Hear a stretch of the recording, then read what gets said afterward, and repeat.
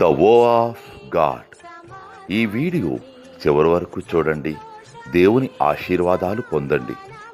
దేవుని నామములో మీకు నా హృదయపూర్వక వందనములు. మిమ్మల్ని మీ కుటుంబమును దేవుడు బహుగా ఆశీర్వదించునుగాక. ఈరోజు మీ రాకపోకలి యందు మీరు చేసే ప్రతి పనిలోనూ దేవుడు మీకు తోడుగా ఉండునుగాక. మీరు ఊహించిన అద్భుతాలు, ఆశ్చర్యకార్యాలు ఈరోజు మీ దేవుడు మీ జీవితంలో చేయునుగాక. ఈరోజు నీ దేవుడు నీతో మాట్లాడే మాట,